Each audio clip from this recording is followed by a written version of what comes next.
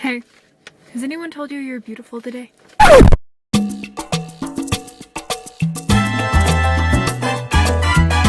I wore my manatee socks today, so you know this is serious, top priority stuff. I ate a burrito for lunch today.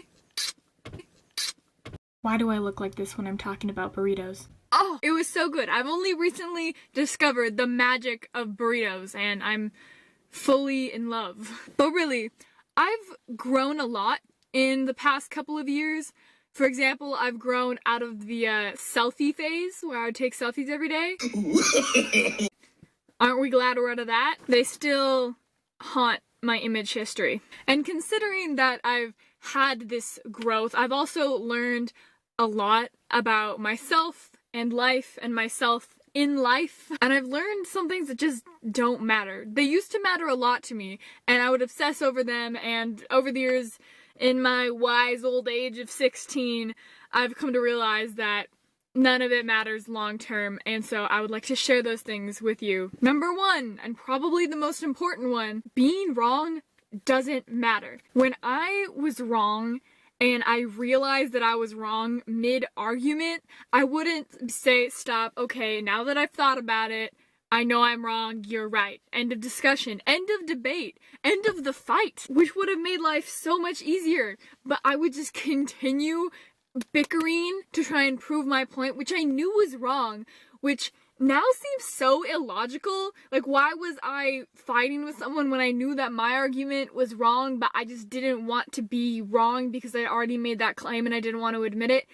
Pointless, useless, I say. Just be wrong, and be quick to admit it too. One, what's actually gonna happen by saying that you're wrong? Two, it'll show a lot of maturity. They'll probably respect you more for it than if you had just kept fighting. Three, it ends the fight. And it's easy to say outside of the moment all of these reasons why you shouldn't be doing it, but sometimes I'll still find myself trying to prove that I'm right, even when I know I'm probably not. And it's really just, an attempt to preserve my ego, can't be wrong, but reality, I'm wrong like 80% of the time. And another thing in the same realm is it's okay to be wrong. If you try something, attempt something, and you do it incorrectly, you're wrong.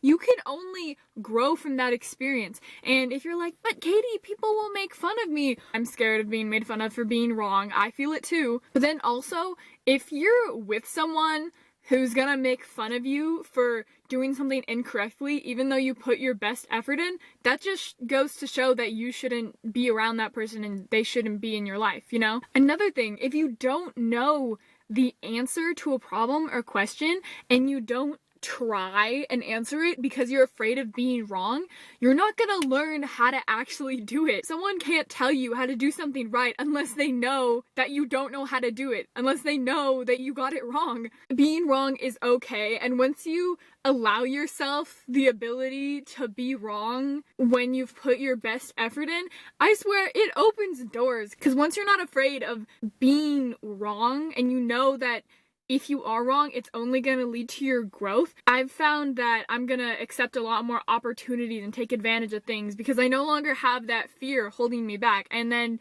I grow so much more. Number two, every last detail being perfect. I like to refer to how I used to be as a chronic perfectionist in denial. I never would say I was a perfectionist. I never admitted that I was a perfectionist, but I secretly knew everything would have to be perfectly how I envisioned it and how I wanted it. But the reality is, what I first envision this thing to be isn't gonna be the best version of it. Things are only gonna be best if you take the best of everyone's ideas and throw them in. That might not be exactly what I envisioned or what you envisioned, but it's gonna be better because of it. I've had to learn to let go of having everything be perfectly the way that I wanted it. It has to be able to grow and morph and evolve. My camera is slowly slipping. You're being propped up on a pencil right now. Like, the pencil is the tripod. Or even if you're with a group member and you assign them to a task that they're not gonna do as good as you would do it if you did that task, that is what I would always think. And then one of two things would happen. one, I would get really obsessed and hover with them to make sure they did exactly how I wanted it, or two, I would just take on all the work because I wanted it to be done my way. Both are very negative things because I could never do all the work, and hovering over this person made the experience way worse for both that person and me. I'm using the example of a school project because that's what I've experienced this phenomenon most within, is the project doesn't have to be perfect. If that person does the part of the project, that task, and doesn't do it to the absolute pinnacle of perfection, it's okay. It's just a project. I found that one of the big things that has helped me in life to be more calm, keeping the chakras aligned, is taking a step back and realizing that this thing doesn't matter long term. And it's hard to realize in the moment. It is very difficult to come to terms with when you're actually in the moment and I want it to be very perfect. But that little component of the entire project isn't gonna matter literally the day after. It's gonna be in the past, it's gonna be gone, so why are you stressing over it? It can only bring negativity. And there's a time and a place to be a perfectionist. There are really important things where that can be a very good thing, but if it is chronic, and if it is in everyday life, and especially if you are in denial of it, it is very often very negative. Number 3 is proving to people that you're right. It is the very rare occasion that when you are in a debate or even a heated discussion and you know that you're right and they don't believe you, it is very rare that they're gonna come to terms in that moment, in that discussion with you, the fact that you are right and they are wrong. They're probably still stuck in that same wanting to preserve their ego and be right that I was talking about with the first point, where they don't want to be wrong. And that's a very human thing. So I'm not gonna blame them because I've been that person so many times and I've looked very stupid because of it. But at the end of the day, if someone isn't open-minded and isn't willing or open to the idea that you could be right, they don't want you to be right. And so you're never gonna be right in their eyes, and so it is a waste of time trying to convince them that you are. You're gonna be going in this endless circle, and you're just gonna be hitting your head against the wall trying to get this person to agree with you. And you know what? Once you've given that wall a couple good smacks, move over, find a softer spot on the wall. And now it's only the rare occasion where a real debate needs to happen so that you have to prove that you're right. In that situation, yes, prove that you're right. Fight to survive. But 99% of the time, you don't need to prove that you're right. Because why are you searching for their approval? Why are you searching for them to know that you're right in that validation? Why do you need them to know you're right to feel fulfilled in knowing that you are right? But if someone doesn't want you to be right, you're never going to be correct in their eyes.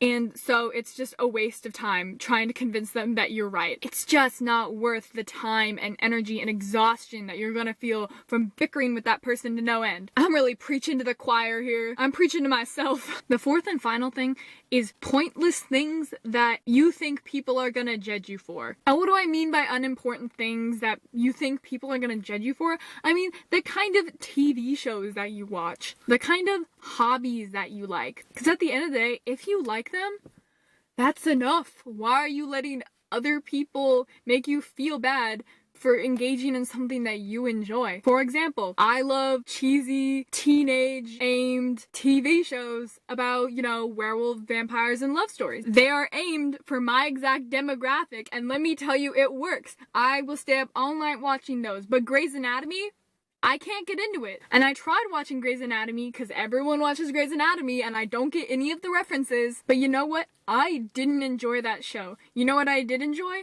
Rewatching Vampire Diaries for the 3rd time. So just do what makes you happy. Why are you listening to them if it's gonna cause you to A, feel bad about yourself, and B, talk yourself into doing something that you don't enjoy? It makes no sense. But it's so easy to let people like that get to you. And at the end of the day, I mean, I'd hate to give into the trend, but they are toxic people. You ain't got room for them in your life. I only have room in my life for a couple friends and Vampire Diaries, and that's fine. But can we talk about season 6, because that was a hot mess. Okay, that's all I had to say. I tried to make this one shorter, but I have been filming for 30 minutes, so who actually knows? My camera keeps slipping and will not stop, so I think it's time to end it. Have a fantastic week. I love you. And see you in the next one. Bye.